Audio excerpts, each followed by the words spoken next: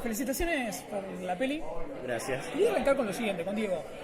Me atrajo mucho el hecho de que fuera la historia de tus padres. Está inspirada en la historia de tus padres. Sí. Contanos, ¿cuándo te diste cuenta que en la historia de tus papás tenías una película para contar?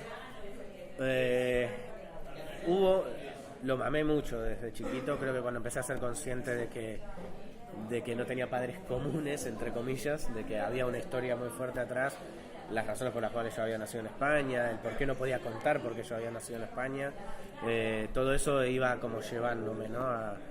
a que evidentemente era una temática que a mí me tocaba mucho, pero hubo puntualmente un viaje que yo hice solo con mi mamá, donde más allá de la bajada ideológica, que era la que hacían a diario, porque siguen siendo militantes hasta hoy en día, mi mamá me empezó a contar. O sea, fue justo un fin de semana que mi papá al poco tiempo le iban a operar, triple bypass del corazón, o sea, estaba todo muy revolucionado en la familia, y viajé con ella como para descansar antes de prepararnos de lo que se iba a venir, y me empezó a contar, y de repente el hijo le estaba contando a la madre la historia de su vida, y me empezó a contar un montón de anécdotas, y yo estaba alucinado, y fueron 4 o 5 horas en Villa Gesell, en Pinamar, me acuerdo, casa prestada de una exnovia de ese momento, y me empezó a contar, y yo dije, wow, está buenísima esta historia. O sea, estaba estudiando cine y dije, esto tarde o temprano yo lo tengo que transformar en película. Y bueno, se dio después, hubo un momento también puntual que al poquito antes de estrenar Solos en la ciudad, me contacta un productor español que me conocía por la Escuela de Cine de Cuba y me dice, hay un fondo de ayuda para coproducciones con España, ¿tenés algún proyecto de encaje? Y dije, bueno, a ver, sí, no, o sea, lo tengo en la cabeza pero no escrito, tenés 3 semanas. Y en 3 semanas me junté con Mariana Cangas, que es mi socia, y le dije, ¿podés armar la carpeta de presentación mientras yo escribo el guión en 3 semanas? Me dice, ¿pero cómo para armar un presupuesto sin guión? No sé, hay que llegar, tengo un tratamiento de 10 páginas, andá con eso. Y ahí surgió, y ahí salió la primera versión de guión, que conserva la esencia, lo que uno ve en la película, pero que llegó a una 10ª, 12ª versión de guión. Diego, lo que me atrajo mucho de la película, particularmente, es que desde la primera escena estableces que es un thriller político. Uh-huh. ¿Esto ya lo tenías en la cabeza cuando le empezaste a conseguir la película o fue después durante la escritura del guión? Fue durante la escritura, porque de hecho esa cuenta regresiva de 10, 9, 8 era un juego que yo tenía con mi papá, real, es un juego real, claro, sí. Por eso te digo, yo tenía una crianza que para mí era normal, pero que la mayoría de los... Claro, era como... La gente la hacía. Claro, pero es que para mí eso era un juego normal, o estas cosas que por ahí para mí son habituales, como siempre sentarme de frente a la puerta para ver quién entra, yo sigo usando pañuelo de tela, porque en las manifestaciones si tiran gases lacrimógenos, lo mojo y puedo respirar, o sea, son cosas que para mí ya son parte de mi vida, y que evidentemente no eran tan naturales para la mayoría de las personas.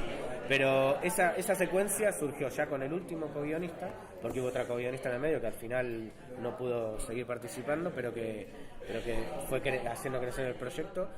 Y cuando él me empezó a preguntar, pues yo le dije, yo quiero que esta película no solo funcione en Argentina, sino que quiero que en España el que la vea la entienda, porque es un contexto que acá es mucho más fácil, porque hay muchos que lo conocen, y claro, los que no lo conocen una noción tienen. Y cuando le empecé a contar, le conté este juego que hacía, y me dice, ese es el principio de la película, 10, 9, que empieza ese juego, padre e hijo. Y yo dije, es verdad. Y ahí quedó. Y es que durante la película le escapaste bastante a los clichés que tienen generalmente las historias de dictadura militar. Vos te concentrás en el sobreviviente, más que nada. Sí, porque es lo que yo quiero contar. Yo obviamente apoyo todas las movidas de derechos humanos, estoy obviamente apoyando siempre que puedo todo lo que tiene que ver con Abuela de Plaza de Mayo, Madre de Plaza de Mayo, la reivindicación de la memoria, la transformación de todos estos antros de terrorismo de Estado que hubo en lugares de vida y de arte y de cultura. Pero sí es verdad que yo sentía que había una cuenta pendiente o sea, entiendo la memoria de los caídos, pero ¿qué pasa con los que sobrevivieron? Porque están acá, o sea, y son historias vivas. Ahí es como la diferencia y lo que te hace la diferencia con esta peli, digo, el punto de vista de los sobrevivientes, como bien vos decías antes, este thriller político, también la historia de amor, ¿no? Como en la conjunción de esas dos cosas hacen una película diferente, hacen una película que a todos desde cualquier lugar nos toca, nos atraviesa, ya sea por la historia de amor, ya sea por el thriller político, ya sea por la parte de la dictadura, ya sea con respecto a eso, Carolina, en tu caso vos tenés el vínculo en común con Diego, que tu mamá también militó en la Juventud Peronista. Sí, nuestra madre. Fue como, trabajar en esta película es como haberte puesto de alguna manera en vivir lo que vivía tu mamá a tu edad. Sí, de alguna manera sí. Bueno, de hecho nos conocimos con Diego cuando él me tomó una entrevista para el personaje de Sonia.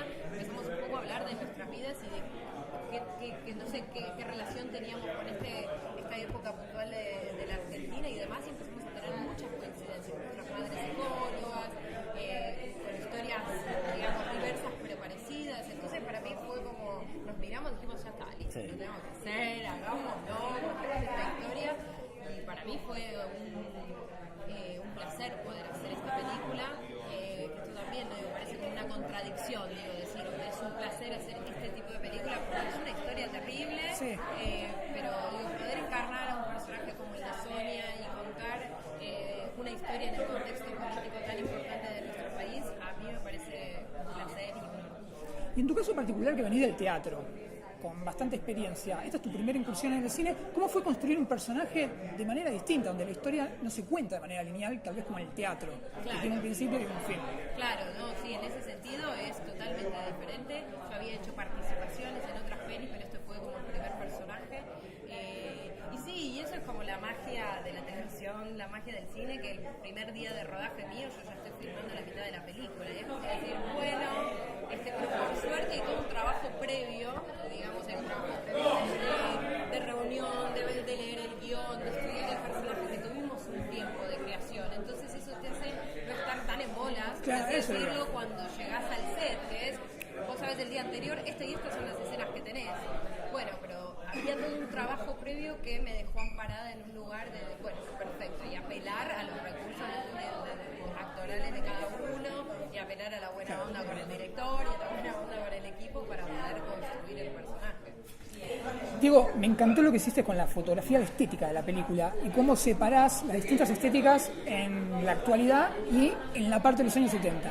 Ahora, en la parte de los años 70 noté que a mí me remitió al cine setentoso norteamericano. Sí. La pregunta que te voy a hacer, pregunta cinéfila, ¿tomaste alguna referencia en particular a la hora de armar la estética de la peli? A ver, hubo una que esto recién me lo recordaba mi papá. El director de fotografía, cuando estábamos hablando de la estética, yo le dije, primero que no quería el típico cliché de la fotografía apastelada, medio sepiosa, cuando uno piensa en los 70, porque esa es una foto desgastada. Cuando vos veías ahí no veías todo sepia. Claro. Entonces, ahora de hecho los tonos están todos tirados más al cian, que es por ahí un cine más fotográficamente hollywoodense, ¿no? Que es por ahí el que uno está más acostumbrado a ver, uno como buen cinéfilo.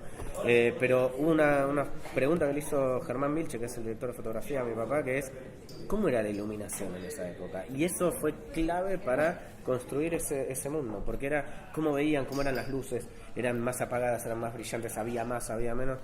Y sí, obviamente, en cuanto a influencias, hay mucho cine de los 70. Estado de Sitio es una película de Costa Gabras que la vimos miles de veces, pero después también vimos películas actuales que recreaban esa época, como Múnich, por ejemplo, de Spielberg, que tiene mucha referencialidad, o alguna película futurista pero que va con ese estilo, como Niños del Hombre, que son películas que afectaron mucho en la estética de la peli y que tienen como esa reminiscencia, ¿no? Como esa, yo le llamo textura, que por ahí se tenía el cine de Bertolucci, el cine de Costa Gabras, el cine de Pontecorvo, ¿no? Que son cine que estaba comprometido y que al mismo tiempo llegaba al público, que es lo que ojalá le pase a Pasaje de Vida. Bueno, en la película también aparece un auto icónico para el cine como es el Citroën amarillo por James Bond, la película Solo para tus ojos, clásico, pero supongo que no debe haber tenido que ver con eso. No, el Citroën amarillo es el coche que tenían mis viejos en esa época.